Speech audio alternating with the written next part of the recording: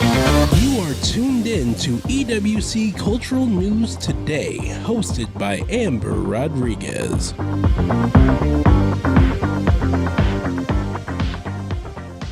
I'm Amber Rodriguez, hosting EWC Cultural News Today. June is known as Pride Month nationally here in the United States. Pride Month is a celebration of the LGBTQ community.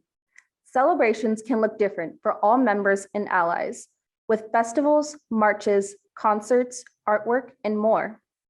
Beyond the rainbow flags and merchandise, it's also a month to reflect on LGBTQ history, including the setbacks and progress for equality of the community. Today, I wanted to give you insight on Pride history, especially of BIPOC leaders, Black, Indigenous, and people of color who made changes for the community to where it is today. Pop culture may show you the limited, diverse lens of the LGBTQ community with flamboyant, cis white male stereotypes or repeating actors and actresses. But Pride is meant to welcome those of all identities, including BIPOC voices.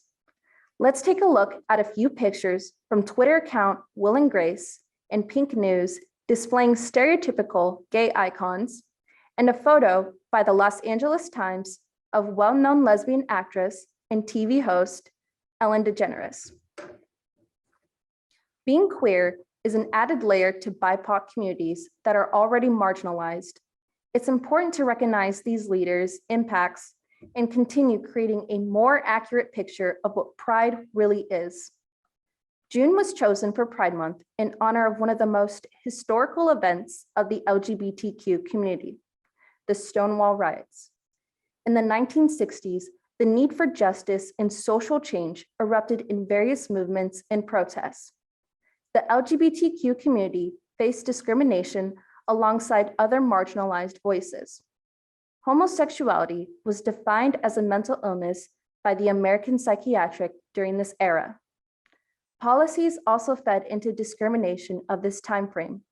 According to Time, under President Dwight D. Eisenhower's Executive Order 10450, the investigation, interrogation, and systematic removal of gay men and lesbians from the federal government became policy.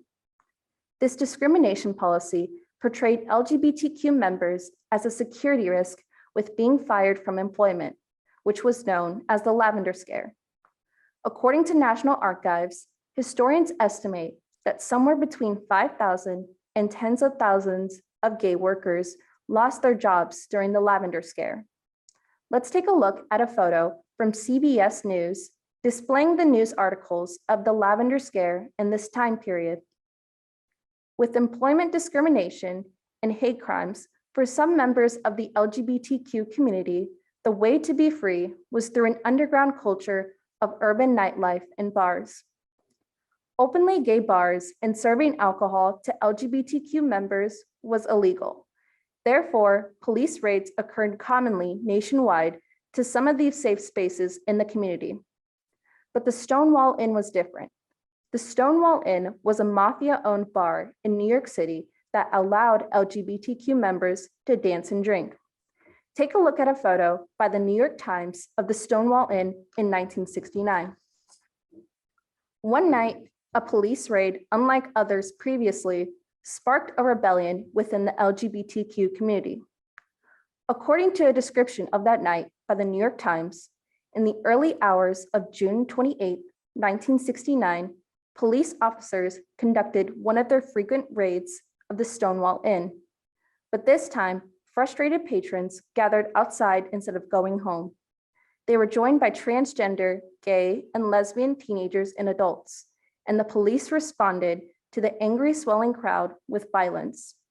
Mounting tensions about harassment and discrimination against LGBTQ people erupted, and demonstrators clashed with police officers outside the bar and in the surrounding streets for several days. The Gay Liberation Front, an LGBTQ activist group, formed immediately after that night. They protested, held sit-ins, and marched for equality. In the front lines were two notorious BIPOC transgender women, Marsha P. Johnson and Sylvia Rivera. Let's take a look at a few photos from the New York Public Library Digital Commons of Marsha P. Johnson, Sylvia Rivera, and the Gay Liberation Front. Marsha P. Johnson identified as a Black trans woman or drag queen, and Sylvia Rivera identified as a trans Latina.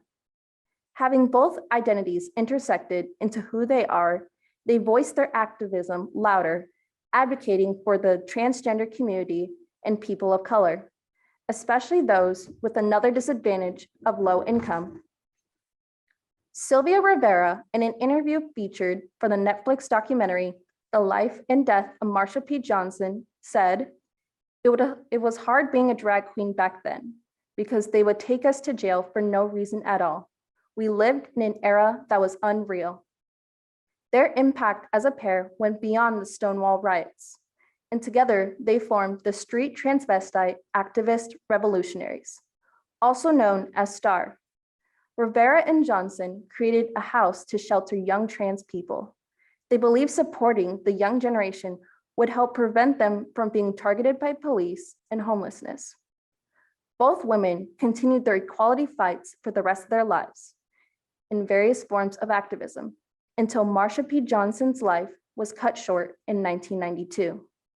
Her death was ruled a suicide by police, but activists, her family, and friends believe otherwise. The documentary, The Life and Death of Marsha P. Johnson, delves further into her life story and mysterious death.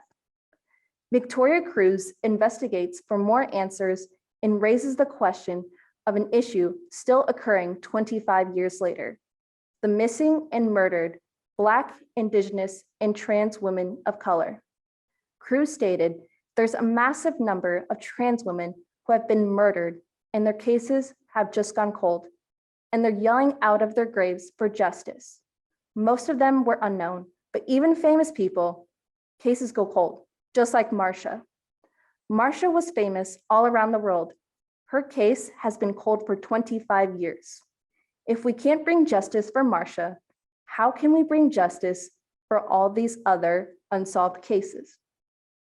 While the LGBTQ community has made strides of progress for equality in the past 50 years, it's essential to share the reality of this diverse community and continue to advocate for unheard voices. I'm Amber Rodriguez, your host for EWC Cultural News Today. This is Pride History.